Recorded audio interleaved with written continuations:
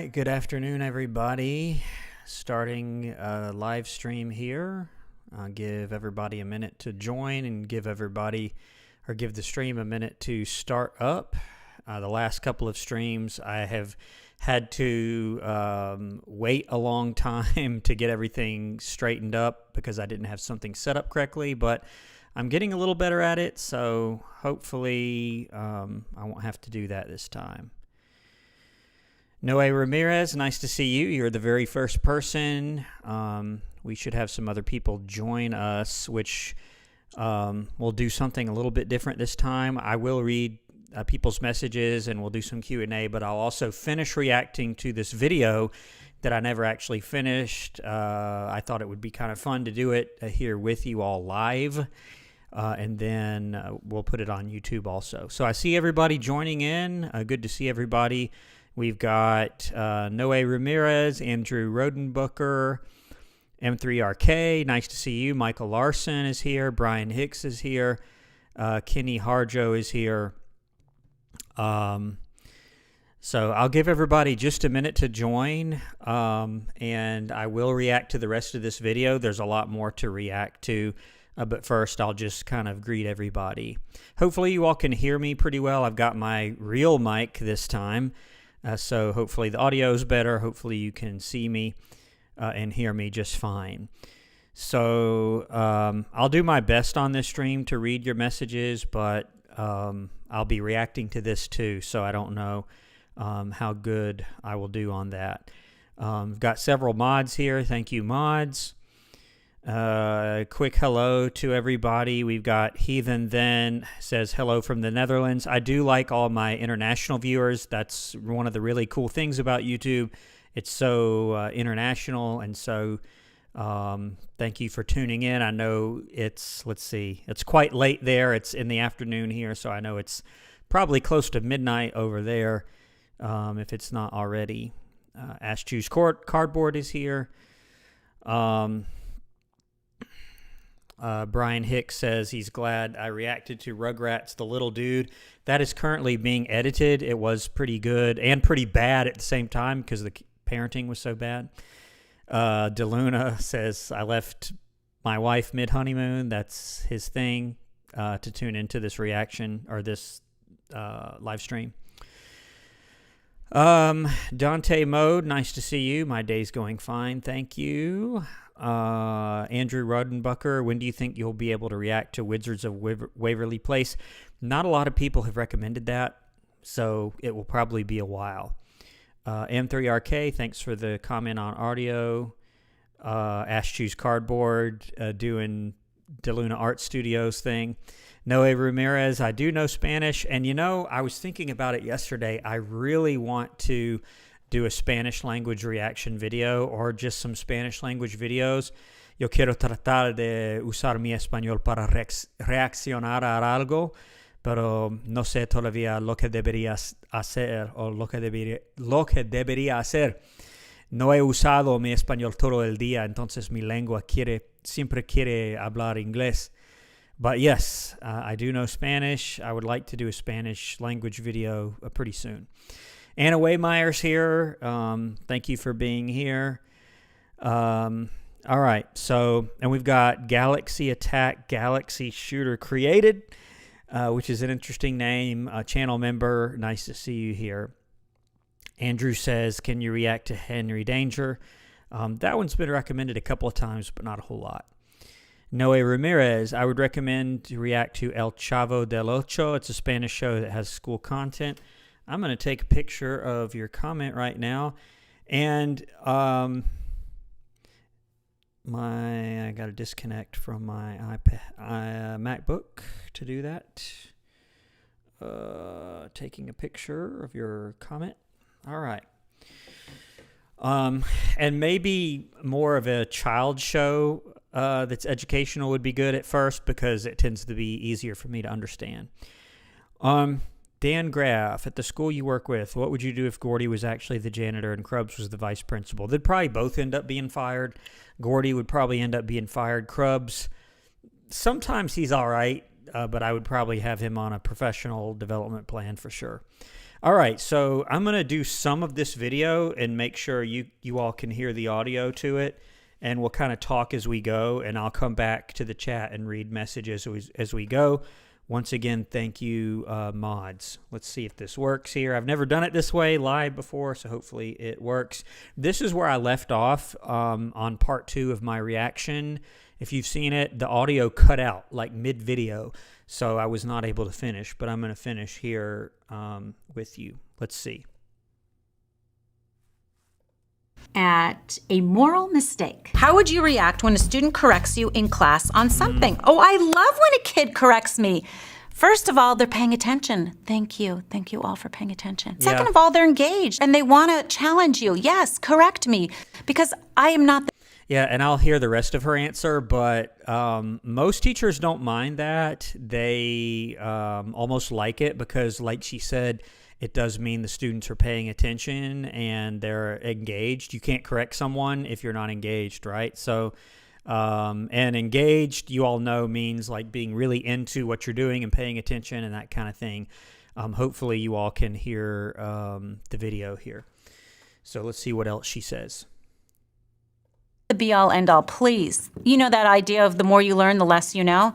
That's what we teachers are. So yes, please correct us. We love it. Most of mine are like clerical errors. So for example, if I forget to carry the negative down, you know, a kid will say, oh, Miss Fox, you forgot the negative. Or if I'm graphing and I look at the slope and I'm doing a positive slope versus a negative slope, and they're like, wait, shouldn't that go the other way? And they're often so cute. The kids are like, they don't want to step all over your toes, but I tell them, step all over my toes. Yes, come in and tell me what I did wrong. Sometimes we have a Goodwill Hunting situation. All I can do is guide that kid where to go, because that kid knows way more than I'll ever know. And so you just have to show them where to go to the next step, to, you know, try this, try that, because they know all their stuff. And those are fun kids to have, and intimidating. Yeah, so I agree with most of what she says here, and so far in this video I've agreed with like maybe 75 or 80% of what she said. Not everything, particularly what she said in the second part of my reaction, where the administrators are getting all the money and that's why they don't have any money, which is not really the case. But in this case, yeah, I do agree. You shouldn't really be offended if a student corrects you. That means they're paying attention. Now, I probably wouldn't have said, and they know more than I do, hopefully not, or they wouldn't need you as a teacher, right? So, and just reading the chat here, nice to see you all. Gold Glee Gamer, a new channel member, nice to see you. Natster's here. Natster's been with us from like the beginning of the channel. And yeah, I guess we consider this part 3, if you want to call it that. So engaged equals locked in. That's a good way to put it. Selena Q fan, nice to see you. Kaimani's here. Kaimani, principal's office level member. Let's keep going with this video and see what the next question is. This one is from Abel Magetto. What's the hardest part of teaching that no one warns you about? Oh my gosh, how much time do we have here? The hardest part about teaching is you actually wear 400 hats.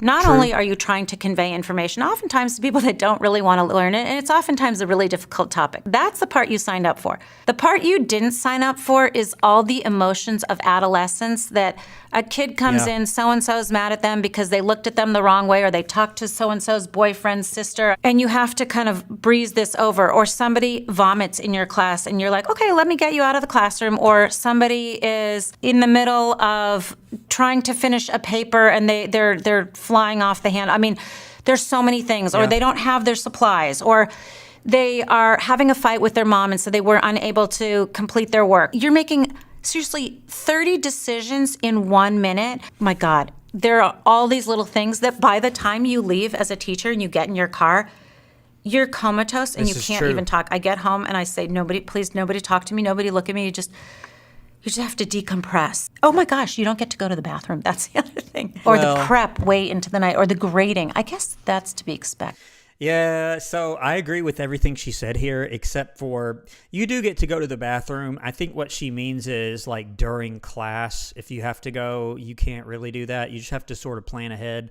you do get a planning period almost all the time, keyword almost. And so you just sort of have to plan ahead. And most teachers, including myself, I had a teacher not long ago say, hey, can you step in and watch my class so I can use the bathroom real quick? And of course I did that. We all do that for each other. And she said, planning into the night. If you're a veteran teacher like she is, you shouldn't be doing that. You should be able to do that at school pretty easily. Now, at the beginning of your career, if you're a teacher, you're planning all the time because you don't have any resources really, or you've never done it before. When you're a veteran teacher like she is, been teaching for many years, you've taught that particular course many, many times before. So let's see what she says next here. But yeah, it's I love the job, and it's a hard job. This is from Kala. High schools should offer a career explorations class. Oh my gosh, wouldn't that be fabulous? I think it's a great idea to offer a career explorations class. And I think a way to do it is to have the parents come in and talk about their careers, and even set it up almost like a festival so that kids can just walk around, from anybody who wants to talk about their career and talk about it in a sense of the everyday, not just. Yeah, and that often happens. I don't know if this happens at her school. I think she's from California. But we have college and career days or job fairs or things that are exactly what she's describing, where students are able to see career fields and get some information about it and ask questions. And we don't have a class that's specifically for that, but we do have classes that are geared towards certain fields where you get a lot of information about real careers in that particular field. Let's finish out this question, and then I'll read some more chat messages. The fun part, but the parts that get hard, and so that the kids can see exactly what it is, and even go so far as to maybe intern over the summer for a couple weeks in each different career, so you can get an idea. Even if it turns out that you thought you wanted to do something and now you don't want to do it, that's also just as powerful. Yeah. So yes, we should definitely have a career explorations class or day or couple of weeks. Yeah, true. And I liked what she said there at the end, where if you try something and then you figure out that it's not for you, that's really valuable, because I've known people in real life that they try something out and they kind of get stuck in a career path for a time, and they're miserable because they don't like it, but they feel like they don't have any other options. So finding out that you don't like something is almost as valuable as finding out that you like something. Let's read some more chat messages real quick. Let's see. Let's see. M3RK, have you had any crazy experiences in your classroom? Not that crazy. I have had some crazy experiences as an administrator, and some of those, maybe one day I'll be able to talk about it, but probably not. The really crazy ones, probably not. Yisrael Lysenring, welcome, by the way. Have you ever had a student that made you question why you got into education to begin with? No, not really, because students that are, I was going to say that bad, but it's not a good way to put it. Students that have extreme behaviors, let's say that, they're sort of isolated in most cases.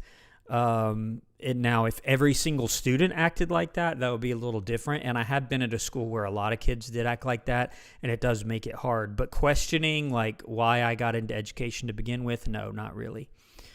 Kaimani Burrell says, that's something I almost didn't think about. A teacher has to implicitly juggle all those things along with teaching to 20 plus students. Yeah, when she talked about like the emotions that go on, that's definitely true. How she describes people who have personal issues with their parents and are sick and have drama. You do have to deal with that to a degree, yes. M3RK says their school offers career exploration class. That's really cool. I've never heard it called that, but we have a lot of things that are similar to that. Additive Hero, hello, welcome. Alexander Kowalewski says, I love your Ned's videos. Yep, continues to be popular. Blueberry Boys here, longtime channel fan. Kaimani says, did your school, when you were the principal, have specialized classes tailored to different careers like education? Yes. So it's called different things in different states. Here in Georgia, we have something called CTAE, which means Career Technical and Agricultural Education, and many of those classes were like that. Salty is here. Thank you for modding. Soundmaster Blink, do you require teachers to submit lesson plans? Yes, we do. There are places that don't, but almost everywhere is going to require that on some level. As far as how often you have to do it or how detailed it has to be is going to vary, but yes. Additive Hero, do you think being a pro gamer is achievable? Yes, it is achievable because there are plenty of pro gamers out there. Let's see. Mary Robert, hello, and I'm going to play some more of the video. If you all have comments on any of the things that she's going to address, which so far have been fairly heavy-hitting issues, you all can comment as well, and I'll read your comments if possible. All right, let's see what the next question is. Okay, the next question is from Kath TB. Is this the worst time to become a teacher? God, it is a really hard time to become a teacher. Yes. I think the hardest time to be a first-year teacher was 2020. That would have been a really hard time. Imagine starting out your career on a camera. When you're tutoring with your students, you cannot sit next to them anymore. And if you're alone with a kid in the classroom, the door has to be open. It is a very hard time to be a teacher. Last year we had... This is true, and if you're like, why is that? Because you do sort of have to be careful as an educator as far as your behavior around students, even if you're not someone who's going to do anything inappropriate, which I'm sure this teacher is not that way, but you do sort of open yourself up to those sorts of comments if you do things like that, like are alone with students. You don't generally do that. She's right here. Let's see what else she says. A bomb threat, for real, I'm not kidding you. We had to evacuate the building and get as far away from where we thought the threat was. And then we had the bomb squad coming on campus and searching the entire campus. And then there was an active shooter or somebody with a gun at a school down the street. So again, we had to evacuate. This happened 3 times last year. And I'm just talking about it like it's normal. Like we have drills for this. In that sense, it is a very hard time. Yes. Yeah, this is true, and it is unfortunate. I've been at schools where stuff like that never happened ever, and I was at one particular school that did have more problems than the other ones, and they did have stuff like she's describing happen. With bomb threats, and you do have to evacuate, and you do have emergency procedures that you have to follow when stuff like that happens. And yeah, she's right. If something happens down the street that's not even at your school, it may even cause your school to lock down for a period of time. Unfortunately, that is a reality nowadays, and we have to prepare for that. Why? Because there are very evil people in the world that tend to do stuff like that or to cause fear in communities by stuff that they say. So she is right here. It is unfortunate that we have to deal with those things. Let's see what else she says. AI has infiltrated. Cell phones have infiltrated. So if I were to become a teacher today, I wouldn't have lasted 30 years. When I started teaching, we didn't have these. We did not have graphing calculators. So if I were... That's kind of weird because I remember she said 30 years ago. And 30 years ago, I was a student. I haven't been in education quite that long. It's just over 20 years for me. But 30 years ago, they did have graphing calculators. Now, maybe not the same exact kind, but I remember TI-82s and TI-83s. So maybe she just means maybe she didn't have them at her school, but I remember having them. Let's see what else she has to say. I wanted to teach my kids about a graph. We had to draw it. We had to do everything by hand. I used the computer to project something on the board that everybody can see. Before I'd have to write that all out. That is a lot of work for a teacher. I know that I'm saying I want the computers out. It is hard to find that balance. There are a lot of things we've acquired, but we, in my opinion, have gone over. We've gone overboard, and we need to go back a little bit. I don't think it's the worst time. I think it's a hard time to become a teacher. Yeah, I don't disagree with her, and I did notice from watching the rest of her comments before this point that she is very, anti-technology, which I'm not. She's more like, okay, no cell phones, no computers. I don't think you can really do that in the 21st century, I think you have to just learn to use it in the best way possible.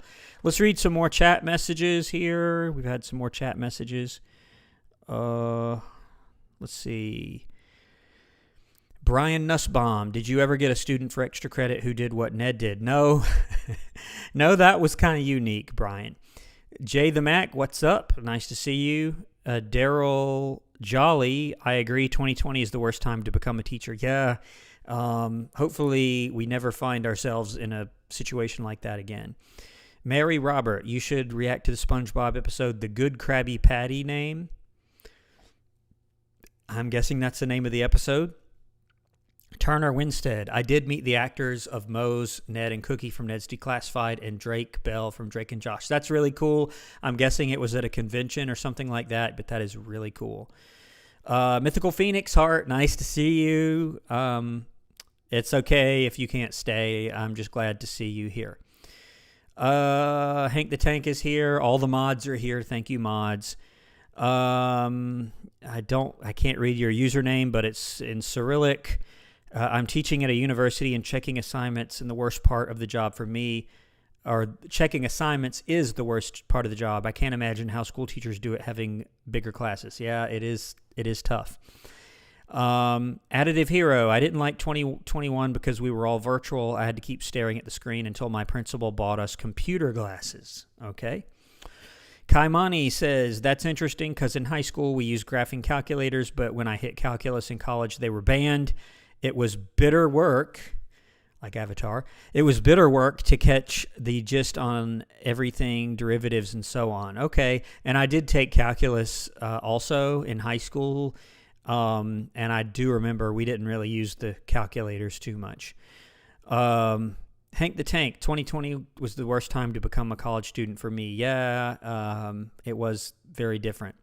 Soundmaster Blink, would you ever teach college? Love from Long Island. Thank you for being here. I would teach college, and for a period of time, I wanted to go to FSU in Florida and teach and become a professor, or get my doctorate and become a professor, but I decided not to do that.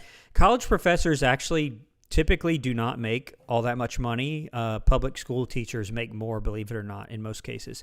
Mr. Knuckles 789, hello. Joe Mary Hobbs, you're awesome. Thank you for being here. Marbles Ryan is here, or Marble Sky. Selena Q Fan is here. Zach Flakerton says, which instrument was your first and which is your favorite to play? So my first instrument ever was the piano. And then after that was trombone. My favorite to play, I don't know. That's tough. I like trombone. Saxophone is also a favorite of mine, alto saxophone. The Rec Fan, channel member, is here. Mr. Knuckles, what is the worst SpongeBob episode you've ever seen so far? I didn't like SB 129, which a lot of people do like that one. It was not my favorite. Marbles Ryan, I was in one of the last classes pre-COVID, which is weird. Ash Choose Cardboard, would you be interested in being a superintendent for your district someday? I don't know. That would be a big step for me. I'll have to think about that a little more. Hank the Tank says, I love the piano. Salty says, do you play guitar? I do play guitar. Not quite as well as I do the other instruments, but I do play some guitar. Kaimani Burrell, if given the option to be a CFI certified flight instructor, would you leave your current post? I couldn't leave my current post, and that has to do with the fact that I'm very invested in my career path, and I really, really need my retirement plan, and so if I quit working in that field, I lose my retirement. So to be a CFI, of course, I'd have to be a private pilot first and work up to that. All right, let's watch some more of the video, and then I'll read some more chat messages. From Unknown Nerd, 6207. If schools and colleges have zero tolerance, why is bullying so common? By the way, it is. It is common. Yeah. It happens. It's because the teachers, the administrators, we don't see it. It occurs sometimes online. It occurs through their text messages. If it were occurring... Yeah, and this is true so many times, both as an assistant principal and a principal. I had to investigate cyberbullying, as it's known, which is bullying, but online or via text message or group chat or Snapchat or Instagram or whatever. And so many times I would have a student and they would bring me their phone and they would say, hey, take a look at this text message. Look what this person said. And sometimes it was just mean, and I had to tell them, look, this is mean, but it's not bullying, just block them. There's a legal definition of bullying, believe it or not, because there are people that say things are bullying that really is just not. It's just not nice. But a lot of times it would be bullying. Bullying is more like harassment to the point of they can't function at school, or the most common thing is a threat. It's, I'm going to beat you up. I'm going to do this to you at school, which you can't do. She's right here. Person to person, we would see it. That's not how it's occurring now. It's so underneath. Yet another reason, Sometimes. Get rid of those cell phones. Don't be on social media. I mean, really, if I could give any advice to students, I would say get rid of your cell phone, smash it, and get off of social media. And I'm not kidding. Like, I actually would say that. The only way you can see it in a kid's body language. And when you see a kid who's behaving a little bit differently, you cannot say to them, hey, Jimmy, I noticed you're really down. That is the worst thing you can do to a kid. Adolescents do not want the light shined on them, whatever the proper grammar is, because it is very hard for a kid to be bullied and they feel like it's their fault. That's one of the issues. What you can do is you can take a little note, write a note saying, hey, is everything okay? Do you want to talk? Fold it up. Just walking around the classroom, talking to kids, and then, you just kind of put the note on their desk and walk away. And then Jimmy looks at it and is like, oh, I can go and talk about it with her. It's not usually that same day. They'll slowly come in and talk to you and be like, hey, so can I talk to you? Of course, come in, sit down, talk to me. And so that's the only way that we can find. It's not the only way, but it is a way. I don't disagree with this little method here, but you can talk to them. It's just best to do it in private when no one else is around, so they don't feel any kind of pressure or weird anxiety or anything about it, that they feel free to speak to you openly about it. And with bullying, a lot of times I recommend the teachers to just refer it to the administration, because it does get rather serious with the bullying. Let's see what else she says. Find out about it is by directly asking them. They will not come to you and tell it. So they will. They've come to me many times and said, hey, I'm being bullied. Here's what's happening. Again, it's not always true that it's bullying, but sometimes it is. And they do come to you, at least as an administrator, they would come to me and just tell me, just straight up tell me. Not all the time. She's right. There are some students that won't, but they do that.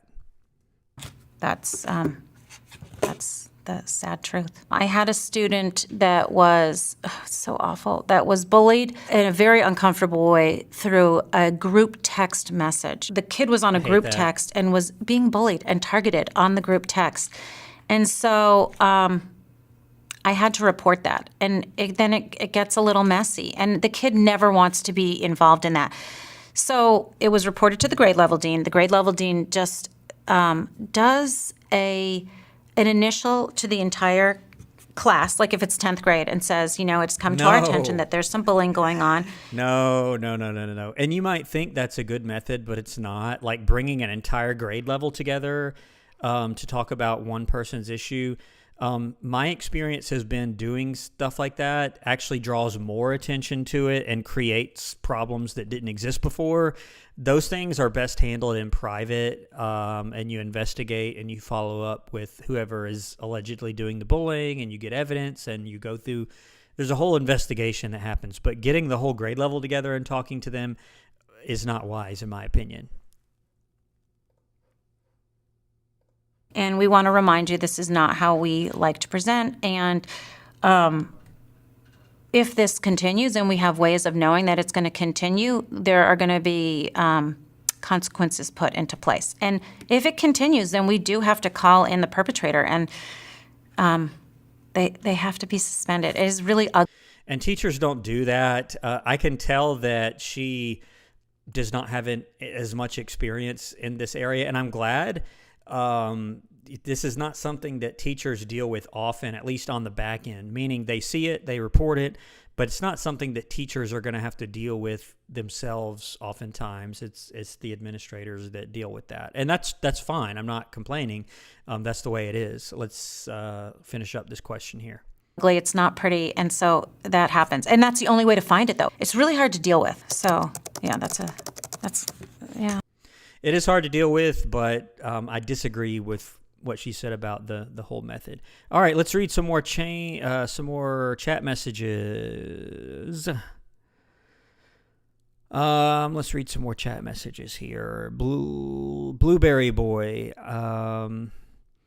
Will you react to SpongeBob episodes Bubble Buddy Returns and Bubble Town? Yeah, a lot of people mentioned that after I did Bubble Buddy, so I will do that at some point. Ash Choose Cardboard said, I love the SpongeBob outfit. So sometimes I wear this particular shirt and tie, and people say it looks like SpongeBob, but that's not intentional.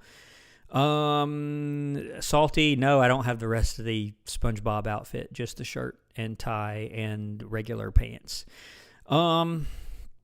Let's see.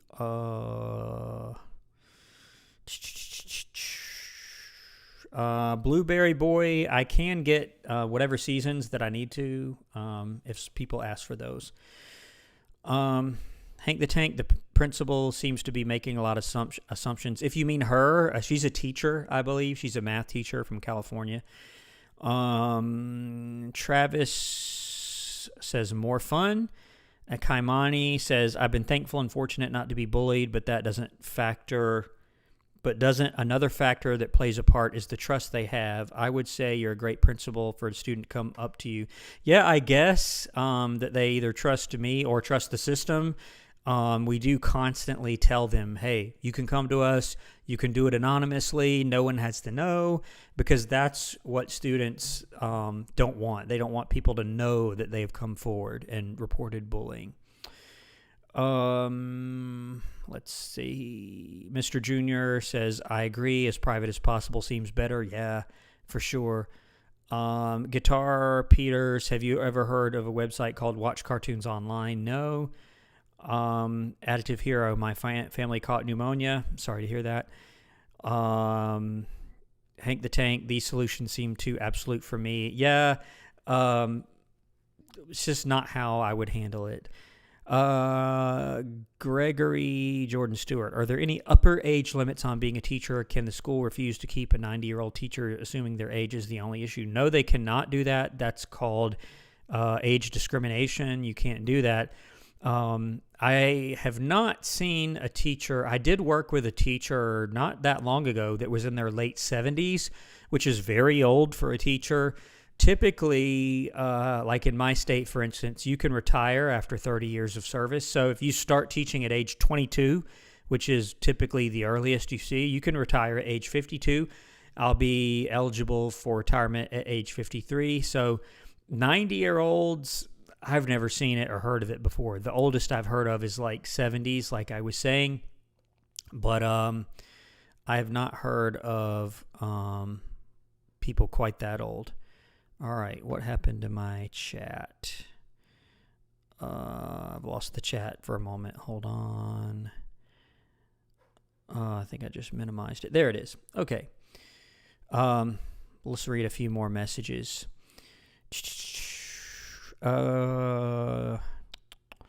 Indigo, what made you start reacting to cartoons? Viewer comments. It's almost all viewer comments.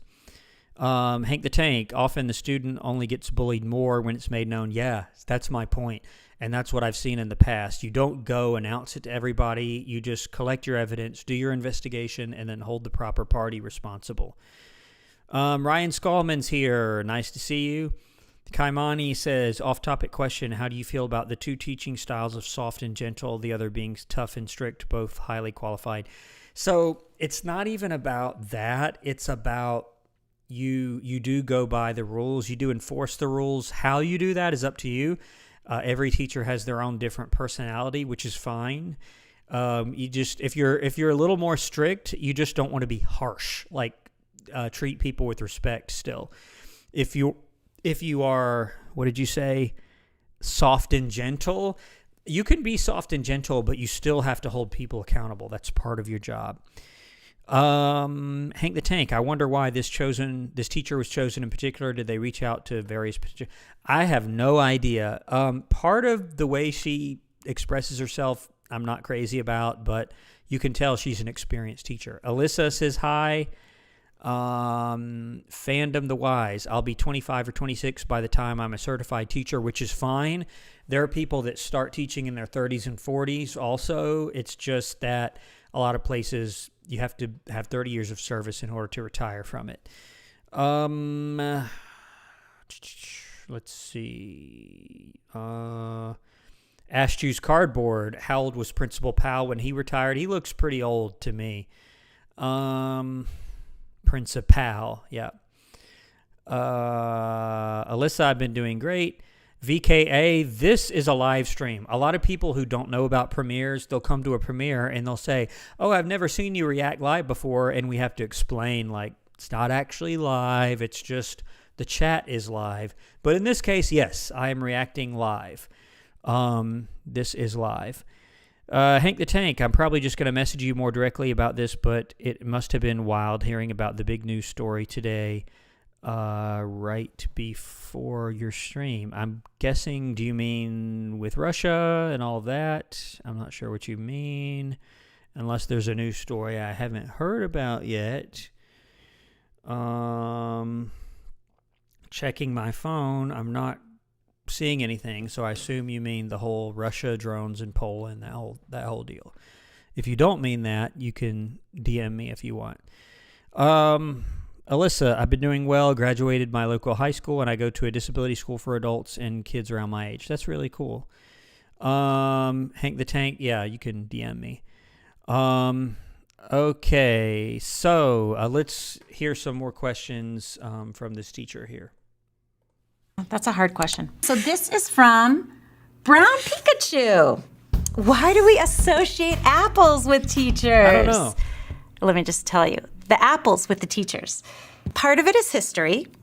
Part of it is because apples are available everywhere. And part of it is a form of payment. So kids get apples to teachers as a form of thanks, as a form of payment. It has a historic component. I'm not entirely sure, but Yeah, I don't know either. I know there is a historical component, like she said, like back in the day, like back in the early 1900s maybe, but I am not real sure here. Can tell you, during the school year, I eat an apple every single day during nutrition, and I just eat it like this. I don't even cut it. I eat the whole thing down to the core, and I don't know why. I am a teacher, and I do love an apple. This is from the teachers subreddit. Private or public, pros and cons. Okay, from the teacher's perspective. Private schools, small size classes, kids who are excited to learn. Anytime you need something, all you do is go to your administration, they'll buy it for you. Beautiful teaching environment. Public schools. Typically. You get paid when you retire. You get great benefits. You have bigger classes. You are paying for all your supplies. Private school, parents are all over you. You are meeting with them constantly. Public school, I don't even know if the kids have parents. So that's it from the teacher side. Most of what she said is true, actually. The only part I don't really agree with, it sort of depends on where you are. She said, like, you have to pay for all your supplies.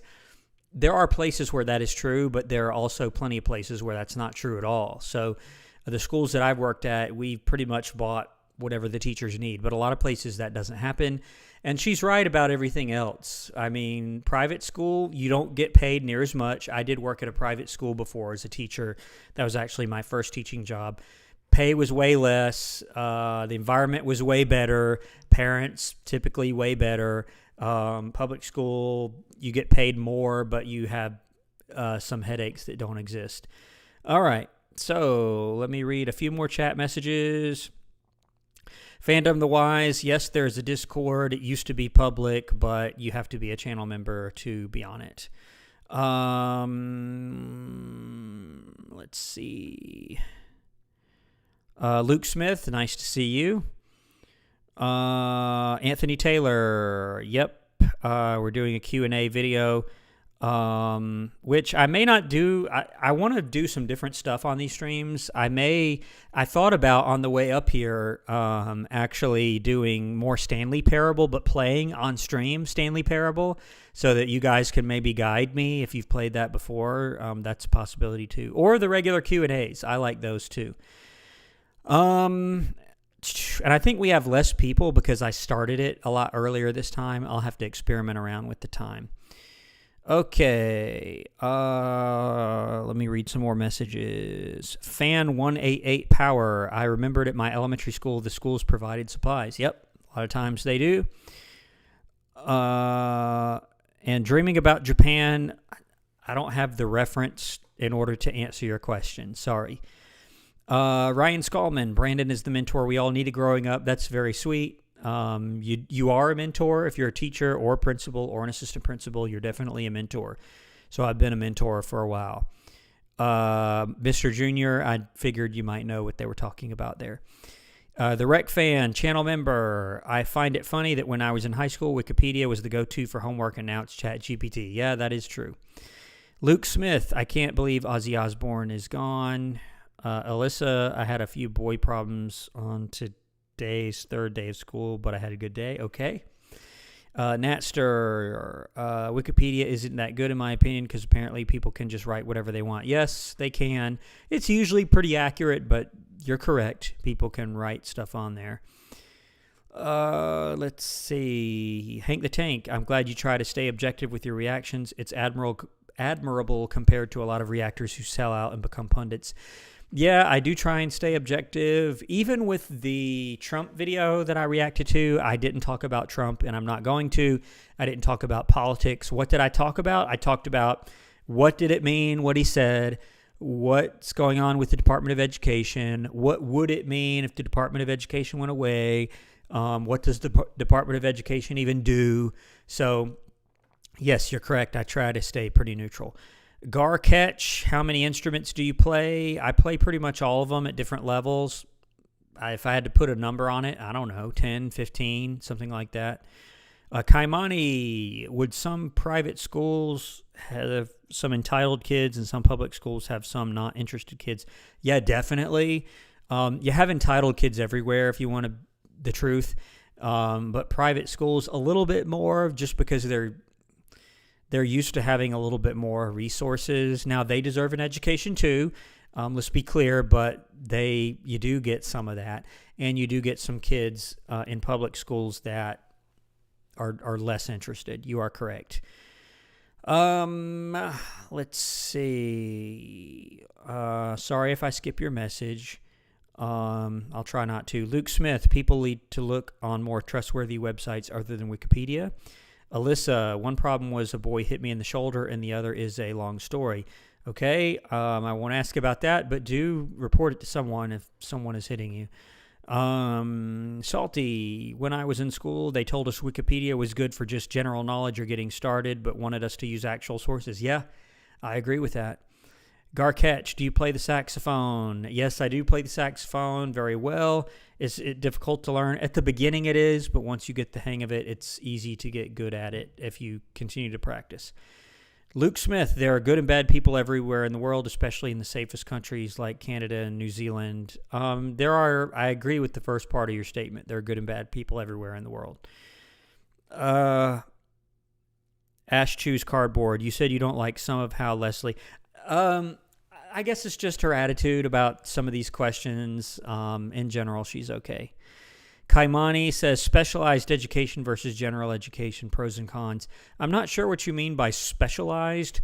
When we use that term, we usually mean specialized in terms of someone has a need of some kind, whether that's special education, whether that's a disability, whether that's gifted. If you're gifted, we consider that specialized education. If it's EL or ESOL, meaning you're learning English as a second language or you don't speak English at all, that's usually what we mean. Ryan Skalman, Brandon should co-star with Jack Black for a sequel to House of Rock. That would be cool. Alyssa says, I did report. Good for you. Hopefully they will jump on that. The Rec Fan, it's true, but it was the easiest place to find information. You mean Wikipedia, yeah. Luke Smith, what's your favorite Ned's Declassified episode? I like the bus. I like the detentions episode from season 1. I like the elections episode from season 1.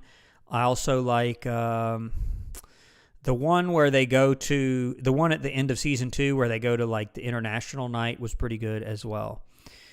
And Woodshop. Woodshop was a fun one too. Ease Backstreet. Do you think Sweeney is a good teacher? He's become a better teacher than he was. On season 1, he was not that great. In season 3, he's gotten to be a pretty good teacher. Luke Smith. I took French for 2 years in high school. I speak a little French, not much. Just a few words, really. Kaimani, as in aviation high school. Oh, okay. Got you.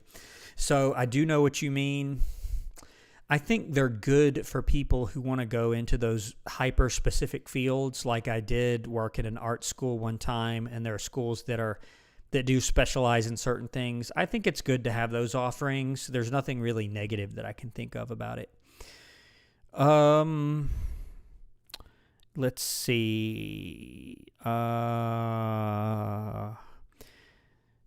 Alyssa, there's nothing wrong with liking school. Fandom, the wise, daughter just woke up from a nap. That's totally fine. Martin, what's the difference between a dean and a principal? So a lot of schools, you don't hear that term, dean. You hear it a lot at colleges. In the college world, it typically means the head of like an entire department of the school. And in a public school, if you have a dean, I hear that more for high schools, but I've never served at a high school that had a dean. The high schools that I've heard of that have it, typically it's someone who is in charge of like student life, or maybe they help with discipline, or they help with specific departments, but they're not like an administrator. It's like between a teacher and a principal, but I don't see it a lot. Hank the Tank, do you feel like you've been able to form bonds with teachers at the schools? Definitely, yes. There are a lot of people that I've worked with in the past that I'm still friends with to this day. Danny Uchiha, hello from France. Nice to see you. We love all our international viewers. It must be quite late over there, so I'm glad that you're tuning in. Luke Smith, is Seth still one of your favorite characters? Yeah, he is. He's Seth. What can I say?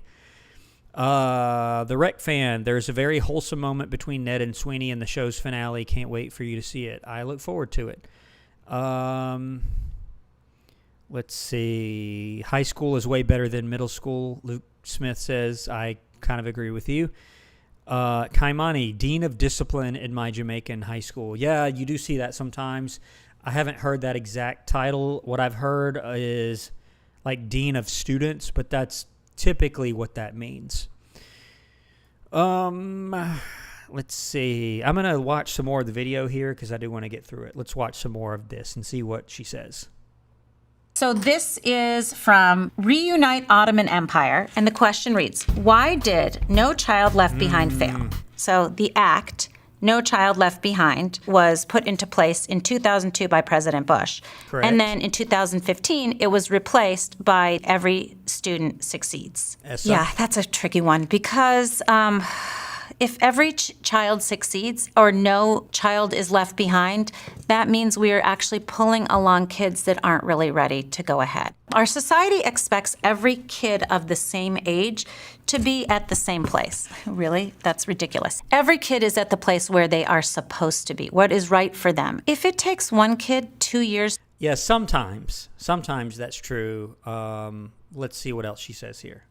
...to learn rather than 1 year, let them take the 2 years. If it takes one kid half a year to learn, let them learn. Because every kid's brain is made differently, this is why it has failed. I know there were good intentions behind it, but it doesn't really... She's right about that. The unfortunate thing is, especially at a larger school, it's really hard to cater to every single person, but she's right here. Let's keep going. Work. This is from Valuable Programmer 6. Why are kids so misbehaved in school? Oh my gosh, there's so many facets to this. Okay, number one, they could be bored. So they need to be active. And our education system is a very antiquated system where kids are rewarded for sitting still and just taking notes. So that's one issue. Not anymore. I also think that there are issues with kids that have just different chemistries in their body, different brain chemistry, and they are misbehaved because that's not what their body is meant to do. They are meant to move around, and they need activities to keep them busy. They need teachers to be educated in how to help them. I don't even want to call them misbehaved. The kids are just being them, and the teachers might not like that because it's not what they were trained to do. The scrolling on the phone is just, that does make me a little crazy. I do think that the cell phone has contributed because kids are so used to the constant entertainment of switching so rapidly. I do think that overall kids' brains have changed. I'm not saying it's a bad thing. I'm just saying kids' brains have changed and they like to see things quickly. I think we just have to, as teachers, if we change around what they're doing quickly, they're not as misbehaved. I would love to see kids be able to focus on something for longer. I do think that with time they will, because they'll get more accustomed to it. So if we keep the cell phones out of the kids' hands, then we will have a little bit better of an outcome. Yeah, she's really anti-cell phone, isn't she? So on that, I agree with her on most of that. The only part I didn't agree with, she says it's antiquated and kids are taught to just sit there. A lot of places I've been, that's not true anymore. Back in the day, it definitely was. But nowadays, teachers are not trained that way, and you really want engagement, movement, like she was saying, getting up every once in a while. That's not as much the case. All right, let me read a few chat messages and then let's keep going because we want to get done with this video. Let's see. Joseph Roth, do you think Principal Jen Drake from Max Keeble's big move will have more potential firings than Miss Trunchbull? No, Miss Trunchbull is like way up there. Jen Drake is pretty bad, but not as bad as Trunchbull. Okay, let's see. Kaimani, oh wow, what she said reminded me of a news report on Baltimore students who was a 12th grader told to repeat 9th grade on grad day due to being pushed along. That's really horrible. You can't do that. You can't have someone go back grades unless there was something not right about their records. Mary Robert, phones are banned from our classroom. Yeah, a lot of places are. Tyler Caswell, how are you doing today? I'm doing well. Hopefully you saw my comment about Rugrats. I will get to that eventually, but it takes time. Let's see. Hank the Tank, the super duper anti-cell phone. Yeah, that's her. All right. Let's see. Hank the Tank, I guess if a crime or emergency happens on campus, we won't have evidence or 911 calls because no one has their phones.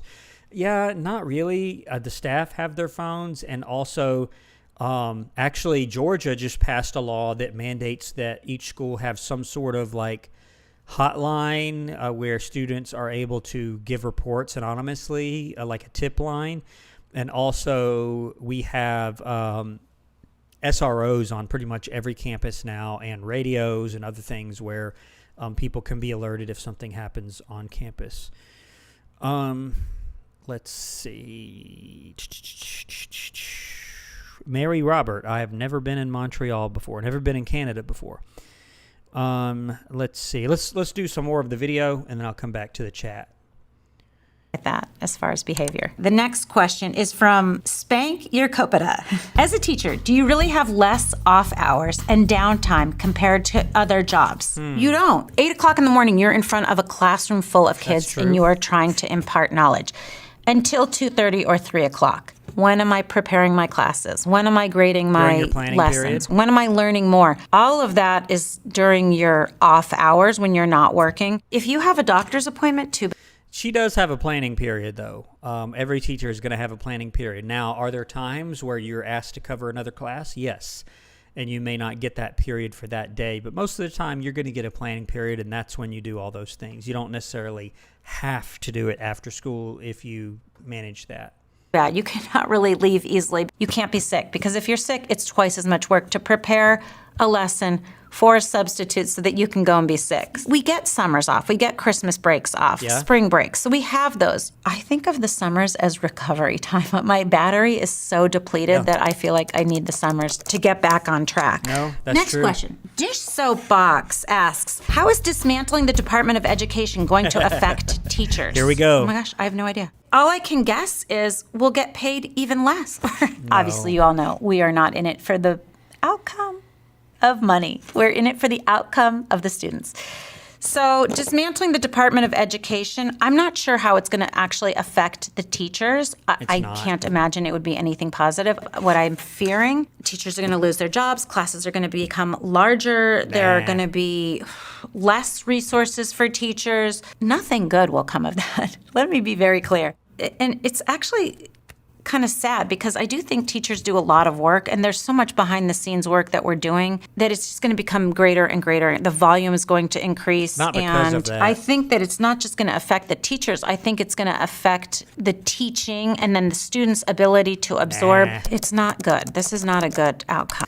Yeah. So I honestly think she doesn't really know, and she's just saying these things.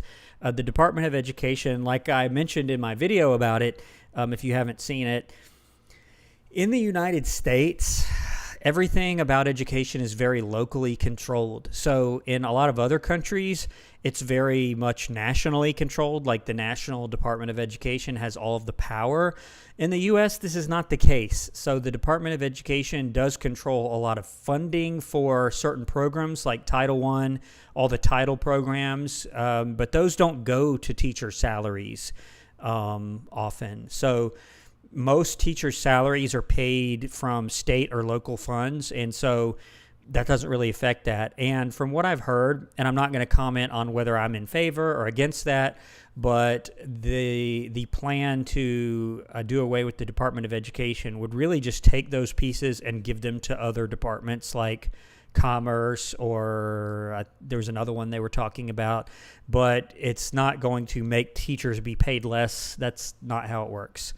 Let's go through a couple more questions, and then I'll look back at the chat and read some of your messages. University number 6511. Chaperone for prom, what to wear. Okay, so chaperone for prom, I would wear like a gown. Yeah, chaperoning for prom for teachers was really fun. Gentlemen wear tux. Women wear dresses, non-binary, something appropriate, but you're dressed up. Yeah, that is true. I never wore a tux to prom as a staff member, but a suit, sure. I would normally wear a suit to prom, and the ladies would typically dress up as if they were going to prom. Maybe not the big giant prom dresses, but they would typically dress up, and it is a lot of fun. She's right. Black tie affair. You get to walk around and look at the kids all dressed up. So that is it's a fun activity. I'll even get makeup done or hair, Some nails, people, the full nine. Do the whole thing. It's a very fun activity. Yeah, she's right. And a lot of high school kids, they've never necessarily dressed up like that before, and so they're a little uncomfortable with it, and they don't know, what to think about it. So we all kind of encourage them when they come in their dressed up clothes. And we go for free. So this one is from Athelstein. Grade curves, yay or nay? Let me just explain what a curve is.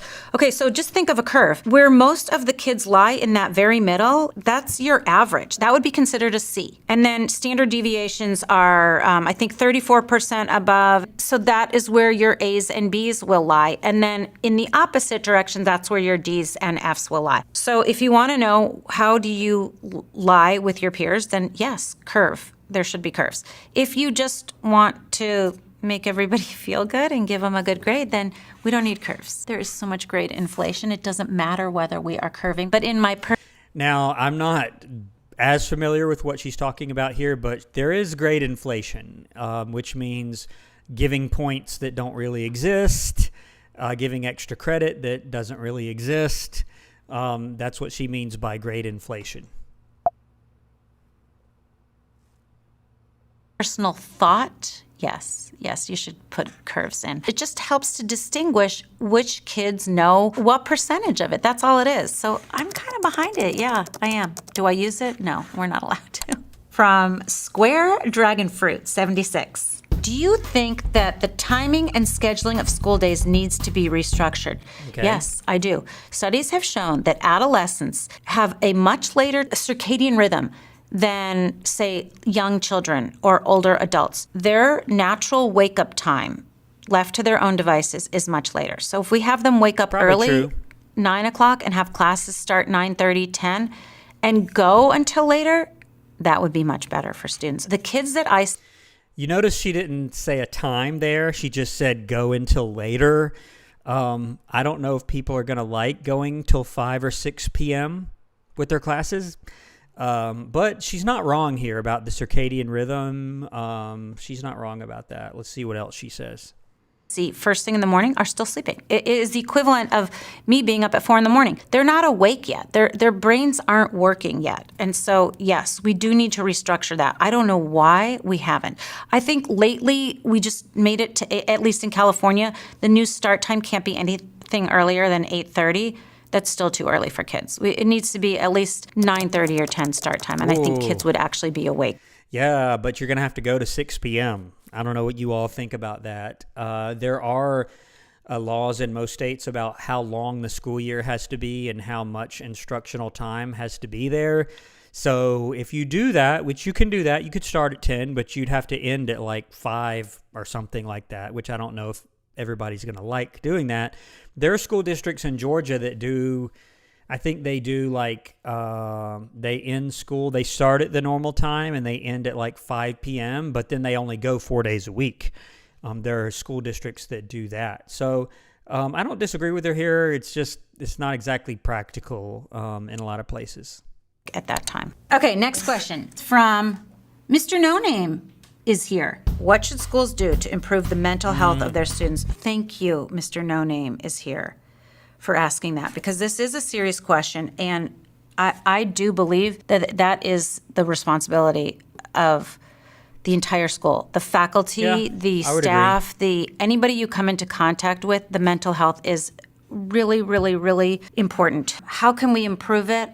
I think if we can focus a little bit less on the academics, a little bit more on the social and emotional learning, specifically checking in every morning with your students, checking in with each other, the kids checking in with each other, faculty checking in with each other, and being honest about it. If you're having a bad day, name it. I'm having a bad day. Say why. If it becomes normalized where people are not saying, I'm doing terribly, and it becomes this whole thing, oh, tell me more, instead of, oh my God, I'm so sorry, just normalize it so that you can at least talk about it and someone knows, oh yeah, he's having a bad day, she's having a bad day, they're having a bad day. Put it out there.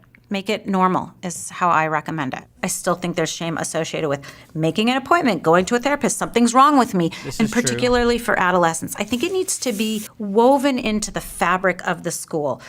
Yeah, I agree with her big time on that. There's a stigma about either seeing a therapist or having an appointment. There's nothing wrong with that. Mental health is something that we all should be maintaining, not like if you go have an appointment with someone, then there's something wrong with you or whatever. That's not how it is. And she's right on this one.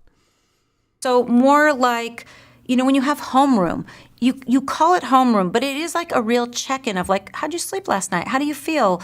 What are you looking forward to in the day? What's going to be your hard part of the day? Let's open the class with an icebreaker question just so that the kids can get talking to each other. So that becomes a normal part. And this used to be normal. This wasn't, and I do think a lot of it has to do with the cell phones. People are not socializing as much because they're on their phones, and it's harder for them to just strike up a conversation. So the cell phones again. All right, let's pause and look at some chat messages. Okay. Let's see. All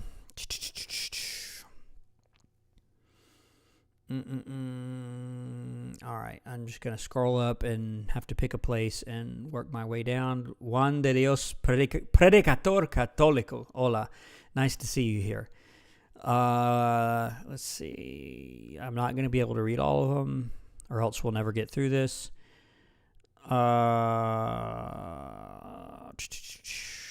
Let's see. Y'all are talking about your prom experiences, which is always interesting. I did go to prom junior and senior year, and I do, like she said, going to prom as a staff member is pretty fun. Luke Smith, it's so sad that some African countries don't have as much literacy as other countries in the world. I think that's an issue everywhere, and here in the U.S., it's becoming a bigger and bigger issue. Students not having the appropriate literacy skills. Let's see. You all were talking about your prom experiences. Hank the Tank, I was accepted by a girl I liked for prom, but it didn't work out so well. Natster, there was another girl I didn't mind going to prom with me, but I didn't want to go with her. Alyssa, me being a tomboy, the heck with prom. That's for girly girls and girly boys. Luke Smith, I've never been to prom before. You all have a lot of different opinions on prom. Let's see.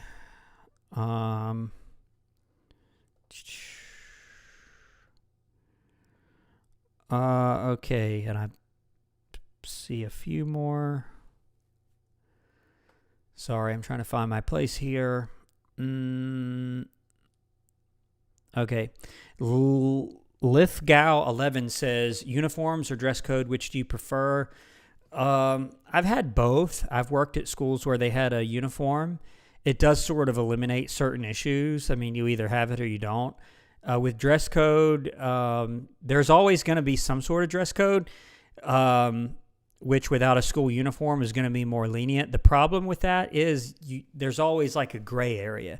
It doesn't matter how specific the dress code is. There's always students that's like kind of doing it, but kind of not. And then you have to make a decision on, is this appropriate or not? I've been put in that position so many times as an administrator with the dress code. Luke Smith, can it get very humid in Georgia? It's extremely humid in Georgia all the time. That's what makes it feel so hot a lot of times. Lithgow 11, cell phone jamming in school. I've never had that. I don't know how that technology works and how expensive it is to make that happen. Plus, that means the staff's phones don't work, which presents some issues. Kaimani says, uniform for me, mainly because I grew 15 years with uniforms, and yeah, some places do have uniforms all the time.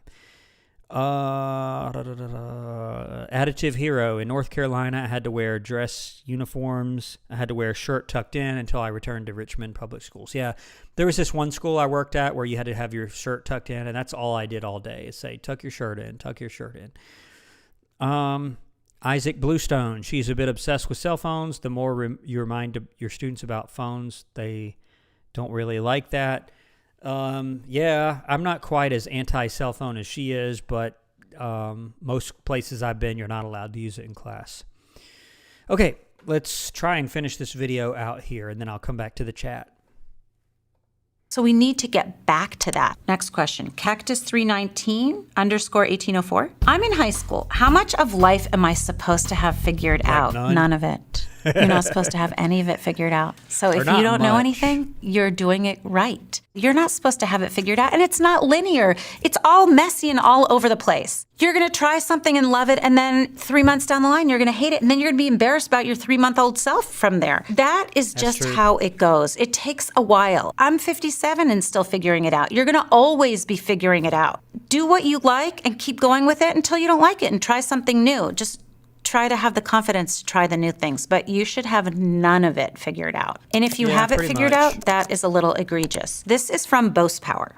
We are still trapped in a K-12 public education system, which is preparing our youth for jobs that no longer exist. Critical thinking, how to prepare students for a rapidly changing world. So true. Traditional education, where the kids sit in a desk and learn from a textbook, which doesn't really exist in that many places anymore.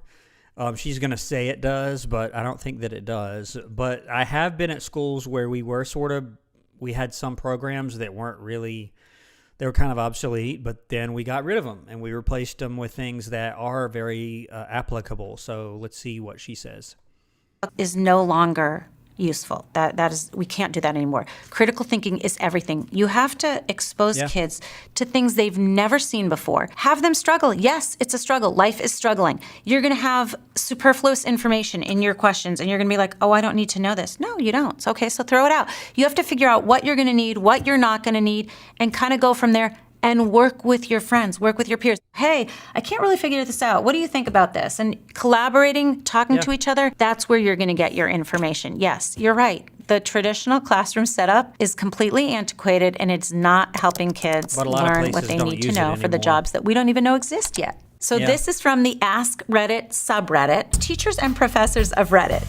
When you assign 7 to 10 page papers, do you actually read the whole thing? I can't answer that as a math teacher. I can answer it as a college student when I was in college. I took a chemistry lab class, and we were doing this lab on tadpole eggs that turn into tadpoles, and then we watched them grow, and we were doing these experiments. And I was writing this 7 to 10 page paper, and I was wondering, does my teacher actually read it? And so then I said, while I was doing the lab, I got really hungry. I took some of the eggs, scrambled them up, and put some ketchup on them and ate them, and they were delicious. It was like 2 sentences in the whole paper. She took her pen, circled it, and put question mark. I guess she did read it. So I guess maybe they do read it. Yeah, especially if you're like an English teacher or any sort of social studies or history, typically yes. And one of the things that you're looking at is not just what is being written, but if it's grammatically correct and written in standard English, etc. So, from the Artificial Intelligence subreddit, what should a high schooler study now? Oh my gosh, that is such a good question. Ms. Fox, when are we ever going to use this as a question that every single kid has asked? And if you haven't asked, you should. Everything you're learning, guys, you're never going to use again. I know it's a horrible thing to say. Not everything. However, it's actually true. No, it's not. It's not. So it depends on what you want to do, right? So I get this question, and she probably does because she's a math teacher. I get this question about more advanced maths, more advanced mathematics. So you are going to use it if you go into certain fields, right? But the public school system doesn't know that, right? So there are certain things that everybody has to take to prepare everyone for the ability to go into different fields. Now, do you have to take AP calculus or whatever? No, you don't. But if you want to go into an engineering field or some field where it is going to be needed, then that may be valuable. But she said everything you're learning is not relevant. I don't agree with that, though.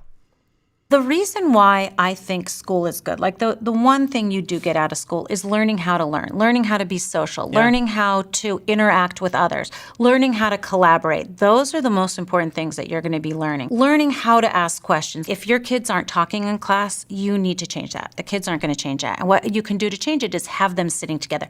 Give them questions on cards that say icebreaker questions. If you're on a stranded island and you only get one food, what are you going to eat? Get them talking about something that's easy for them to answer. What's their favorite movie?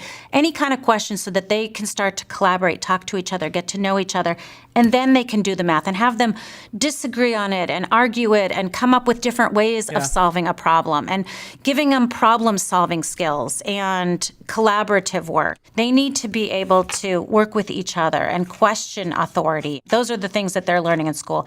It's not so much about the actual curriculum of the topics. Well, what you should be studying now is...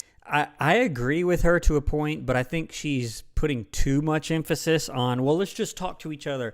I know what she's saying, and I agree with her. You do need that, and it does encourage the kind of collaboration that you want, but you can't say, well, the actual knowledge isn't important at all. Yet it's somewhere in between, really.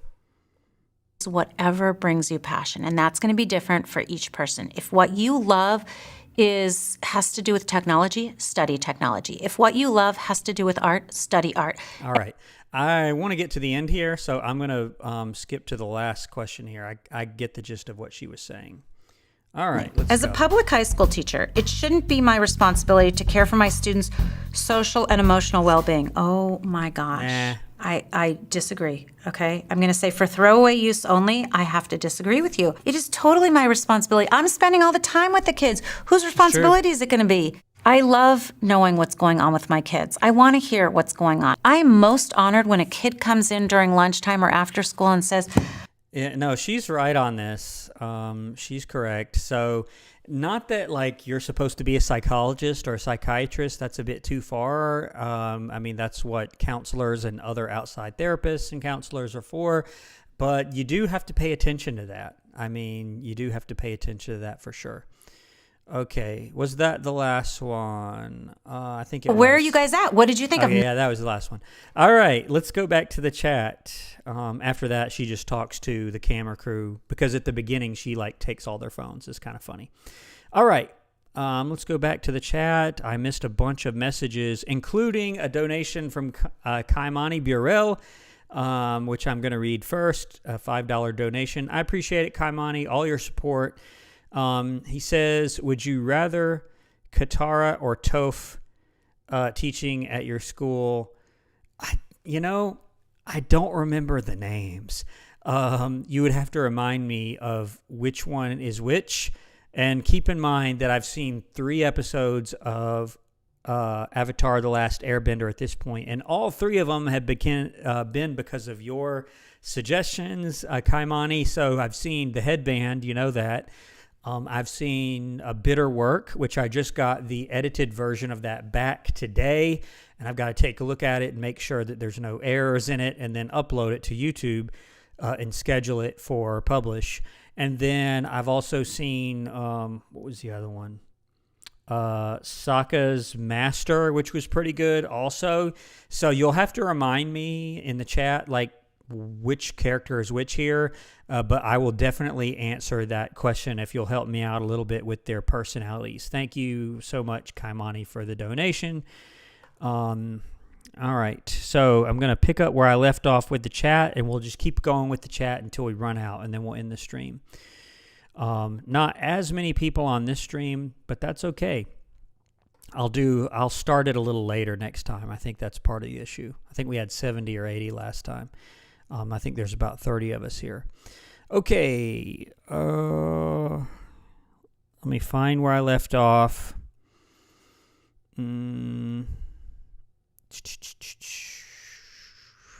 Actually, it was about where that donation was. Salty06 says, I'm 27 and I still don't have my life figured out. Yeah, you're not alone. I know some 50 or 60-year-olds that don't have as much figured out. And there's Kaimani's message. Thanks again. Just help me out with the personalities and I'll answer the question. Let's see. Roger Zachary, I got asked all the time in school, what do you want to do? And I always said I don't know, and we would have both leave that conversation annoyed. Yeah, so it's one thing to ask that all the time, and it's another thing to actually show students what the options are, because a lot of times as students, you don't really know. You don't really know what your options even are, and so you have to be exposed to different things before you can really answer that question. DeLuna Art Studios, I'm back. I had to find a hiding spot after walking out on the wife. That's funny. Tyler Caswell asks, how you doing today? Marbles Ryan, a.k.a. Marble Sky, with the $2 donation. I appreciate it so much. Longest running channel member in the history of School Principal Reacts. Thank you so much for that contribution. Okay, let me find my place again. Big Guy 45s. Our country needs better education and life learning skills from elementary to high school. No, I agree. Game Bouncer, channel member. We should go back to the late 2000s type teaching besides Common Core. And I don't really know what you mean by that. You'll have to tell me what you liked about late 2000s teaching. Luke Smith says, will you react to Jimmy Neutron one day? And I have another idea of a series you should react to. Okay. KIF, I'm not familiar with it. Hank the Tank, quite the teaching approach. Yep. Mr. Junior, yep, that's a pretty solid answer on problem solving. Kamani Burrell, yeah, academics are important, but the biggest things I've learned, currently 19, is networking, doing internships and building connections. Yeah, for sure. Networking is definitely a part of it. I think she was saying like it's the whole thing, which it's not, but it is definitely a big part of it. Hank the Tank, putting the cart before the horse, you could say. Marbles Ryan, fully disagree. Hank the Tank, she really reminds me of my old history teacher. Okay. Mr. Junior, I'd say it goes back to community. Luke Smith says, why do I dream of being back in high school sometimes? I used to have that dream also, and I've heard of that a lot. A lot of people dream that, even though it makes no sense. I haven't had a dream like that in a long time, but I used to have that. Game Bouncer, channel member, going back to the misbehaving. Women can sit still for a few hours. Men need to be active, and there's some research showing girls perform better every day at school, but boys are better at tests. I don't know that that's across the board. I kind of question that, a lot of these things that people say about different genders and things as far as their performance in school. Turner Winstead, have you considered reaction to Scooby-Doo and the Ghoul School? I'd be happy to take a look at it. Please put it in the comments of one of my videos. Hank the Tank, Katara is the blue waterbender, and Toph's the green earth. Oh, okay. Thank you, Hank. I think I have it now, and I see Kaimani explains it. I think I would rather have Katara simply because Toph is just too harsh. He's just too harsh. He means well, but he's too harsh. And Katara, even on the Bitter Work episode, she was even saying like, oh, he responds to this and he responds to that. And knowing what your students respond to is very valuable. So I think I'd rather have Katara as a teacher at my school. Luke Smith, I get it. School is a very big part of adolescents' lives, but still. Marbles Ryan, there you go. I live to serve. I appreciate the support. I really do. Let's see. Lithgow, schools in Australia take away students' cell phones and hand them back at the end of the day. There are some places in the U.S. that do that as well. Juan de Dios, el último episodio de Ned's Declassified sería genial que lo reaccionó en vivo. No sé si realmente podré hacer esta, pero yo no sé, yo pensaré en esta.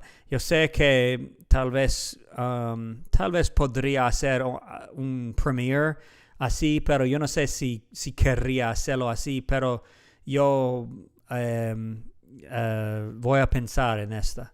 So I'll think about it. He's asking if I can do the last episode of Ned's Live. Probably a premiere is more likely. Alyssa, were you ever picked last in school in gym class? I don't remember a whole lot of teams where you were picked, teams like that, but so I'm not sure. Luke Smith, everyone has their strengths and weaknesses. Very, very true. Marbles Ryan, unless you're me. Luke Smith says, my weakness was math, which is a lot of people. Hank to Tank, agreed, Katara is best. Mr. Junior, same. I'd probably recruit Katara for my school before Toph. Yeah, me too. Kaimani, what about Uncle Iroh? And I'll have to try to remember who that is. Juan de Dios, su español es muy bueno, muchas gracias. La verdad es que puedo hablar mejor que puedo entender. A veces yo batallo con poder entender a personas. Pero gracias. Lithgow, it would be cool to see a reaction to Principal Craft. I'd have to watch it to know what you're talking about. I did see your earlier comments on that. Hank the Tank, impressive Spanish fluency. Thank you. Mr. Junior, good Spanish. Thank you. Mr. Junior, Uncle Arrow would be who I recruit for principal. Okay. Well, we seem to be toward the end of the chat. I'm going to have to wrap it up here. I think next time I'll do either just a regular Q&A. People seem to like that. And I think I'll do it a little bit later in the evening. That seems to be when more people can tune in. Not as many people were able to tune in quite so early. And I have to remember that on the West Coast, it's still I think it was still 2:30 p.m. or 2:15 p.m. when we started, and people may not be available. So I will plan to do it later next time. And I want to do some more gaming. People seem to like that with the Who Wants to Be a Millionaire and stuff like that. And then also maybe Stanley Parable or another game altogether. I think that would be really fun. I'm going to go ahead and end the stream. Thank you for your contributions, Kaimani, Burrell, and also Marbles Ryan. I really appreciate it. I'll do another stream here soon. Let me know if you'd like to see another one this week, maybe tomorrow evening, or we'll just wait till next week. You guys can let me know. I'm going to wrap up the stream here, though. I appreciate your attendance and your participation. Really enjoyed it, and I'll see you on the next stream or on the next video, which will be Friday with another SpongeBob in Bubble Stand, I think it is. But I'll see you then. I hope you all have a great afternoon. Thanks for watching.